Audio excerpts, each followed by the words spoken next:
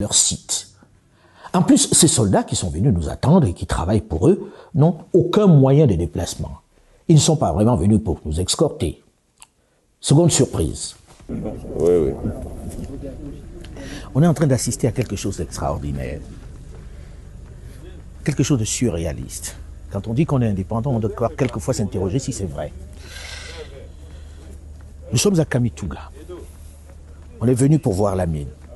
La mine est à moins de 30 km d'ici. Mine non autorisée, exploitée par des Chinois. Personne ne peut mettre un nom sur la société chinoise.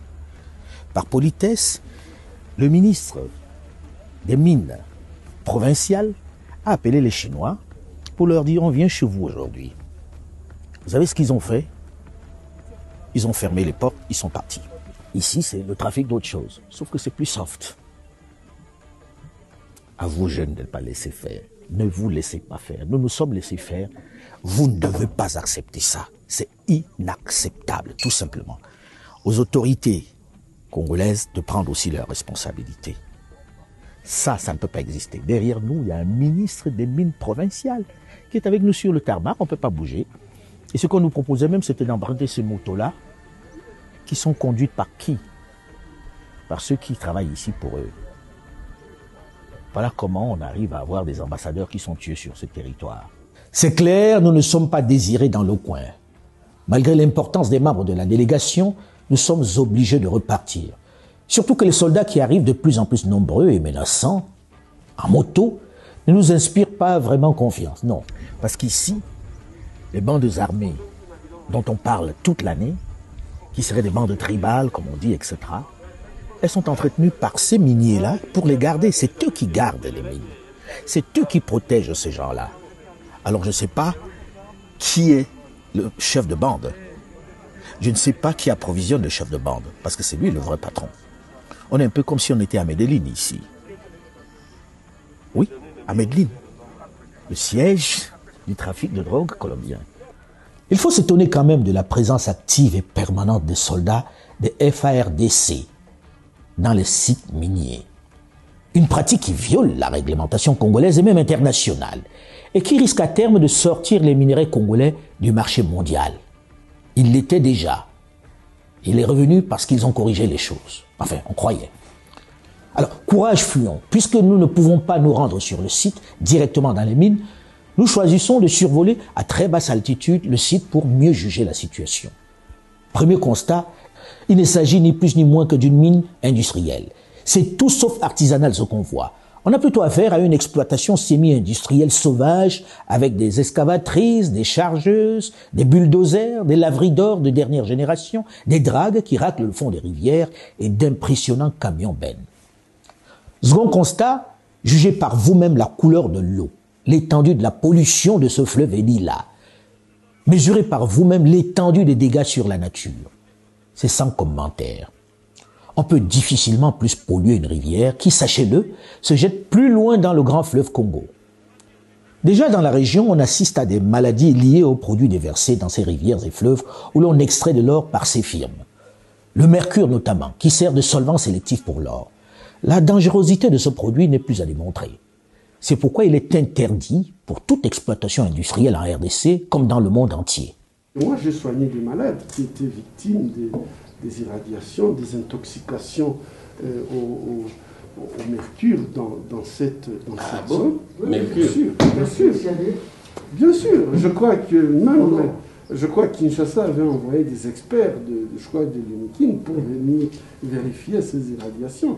Ils ont fait des expertises, mais on n'a jamais fait partir ces gens. Et moi, je me pose vraiment la question, nous, Africains, notre essence d'honneur, notre essence de dignité, où est-ce que ça se trouve? En réalité, depuis maintenant 2 ans, les firmes étrangères, notamment chinoises, installent en masse des entreprises minières dans la région du Sud Kivu et d'ailleurs dans l'ensemble des régions minières du Congo. Le Katanga, le Nord Kivu, le Lualaba, l'Ituri et autres. Au départ, la population pensait qu'elle respectait les procédures légales. C'est progressivement qu'elles ont découvert qu'elles exploitent sans droit minier. Dans la région du Sud Kivu, il s'agit essentiellement d'ORC, de BM, de régal, toute chinoise.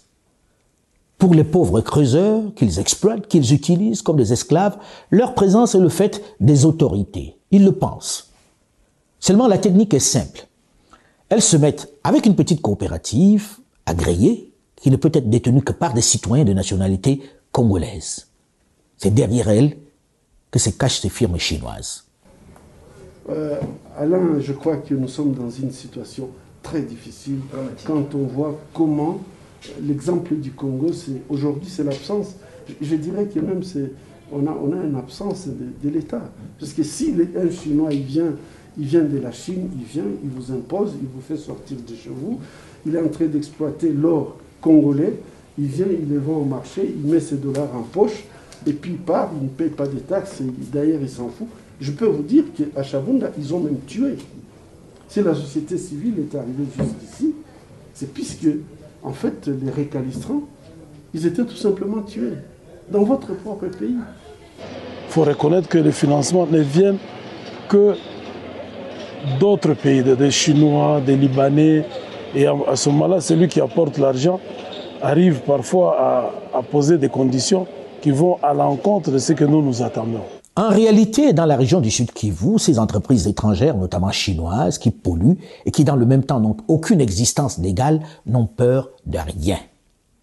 Elles disposent de leur propre milice, de l'armée qui les protège. Elles opèrent au grand jour et en toute impunité. Et figurez-vous qu'elles ne déclarent aucune production zéro, aucune statistique. Par exemple, quand vous prenez Kamituga, Kitutu, Mwenga, où il y en a tellement plein, qui sont dans le secteur aurifère, mais comment expliquer que la province exporte 25 kilos? Finalement, ces gens, ils sont là pourquoi? À qui profite finalement l'or qu'il extrait? Parce qu'ils ne me diront pas qu'ils peuvent amener tous ces... On sait voir passer des nivelaises, des excavateurs, tout ce qui a comme équipement qui devrait constituer, n'est-ce pas, une mécanisation des mines, et qu'en fait, après un moment, qu'ils ne produisent rien. Finalement, ils viennent pour la charité ou quoi? Il faut dire que même si on ferme les yeux et les oreilles sur leur production, on sait plus ou moins quelle était la production de ces sites miniers avant eux. Surtout que beaucoup ont été récupérés des mains des proches de l'ex-président Joseph Kabila. On estimait leur production à 5 kilos d'or par jour, ce qui fait des centaines de millions de dollars que l'État congolais perd. On est au plus de 600 à 1000 kilos qui devraient être dans le circuit. Et là, nous parlons le mois, ce qui nous ramène finalement à plus de 15 tonnes là. Et ça ferait plusieurs millions de dollars, n'est-ce pas, qui entreraient dans la caisse de l'État. Quand ils viennent vendre leur or ici, en ville, ils ne se cachent pas, ils sont protégés. Lorsque le Premier ministre interdit une activité et que les gens continuent, bon, alors il y a lieu de se poser la question, qui dirige ? Comme on dit en RDC, de manière peut-être un peu exagérée, mais il y a une grande part de vérité dans cette assertion, chaque grand dirigeant dans les mines au Congo a son Chinois, son Libanais ou son Indien. Lorsque l'on regarde l'influence de ces firmes, c'est clair qu'elles sont protégées par des barons qui en tirent de substantiels bénéfices. Et on ne se gêne pas trop pour cacher son soutien à ces entreprises qui saignent les Congolais. Dans notre aventure du Sud Kivu, nous nous sommes rendus compte que le directeur du cabinet du ministre provincial des mines du Sud Kivu, qui nous accompagnait dans notre périple, est le conseil juridique d'un des groupes chinois. Oui. Le verre est donc dans le fruit. Et le directeur du cabinet du gouverneur, lui aussi, est le conseil juridique, en gros, l'avocat d'un autre groupe chinois. Bref, ces groupes ne risquent rien et ceux qui osent s'attaquer à eux peuvent le payer cher, très cher. On a vu des populations qui réclamaient justice être tabassées, arrêtées et jetées en prison par les forces de l'ordre congolaises. Le gouverneur de la province du Sud Kivu, qui nous a reçus à Bukavu après notre périple de Kamituga, où nous avons été conduits par la firme chinoise, qui lui n'était pas au courant, qui n'était pas au fait de ces magouilles autour de lui, et qui était très surpris d'apprendre toutes ces manœuvres, toutes ces accointances, a promis de fermer toutes ces mines chinoises illégales. Il l'a fait. Il a dans le même temps remanié son gouvernement en faisant sauter au passage son ministre des Mines. Le gouverneur fait l'objet en ce moment de pressions fortes qui arrivent de toutes parts.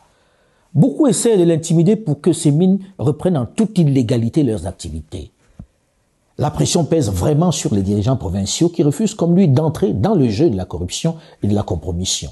Et quand ils se retrouvent ici, malins qu'ils sont, parfois ils tissent des relations avec certaines personnes qui sont à Kinshasa. Et quand vous faites une pression sur eux, et vous recevez un coup de fil.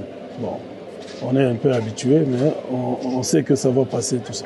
Aujourd'hui, nous avons une élite corrompue et qui accepte tout sans se poser la moindre question par rapport à moi-même, par rapport à mes convictions, par rapport à l'honneur. Et malheureusement, la population est dans l'ignorance totale. J'ai pensé pendant un moment, en initiant cette enquête sur les mines au Congo, quelle serait aussi l'occasion de mettre un visage sur les creuseurs, sur ces frères africains qui vivent en esclavage chez eux. Peut-être que dans les capitales, il reste virtuel pour nous. Il existe à côté de nous, dans nos pays, dans nos campagnes, des frères et sœurs, des familles qui vivent dans l'esclavage. Le choix de nos dirigeants ressemble parfois aux ventes faites par certains de nos ancêtres aux négriers en d'autres temps. Regardez ces visages, regardez ces familles. Dans quelles conditions ces personnes travaillent chaque jour pour pouvoir survivre tout simplement. Ici, le négrier ne leur a même pas construit de baraquement. Je ne veux pas faire de comparaison des souffrances. Je ne veux pas les mettre en parallèle avec d'autres souffrances, non. Mais la similitude dans le traitement est frappante.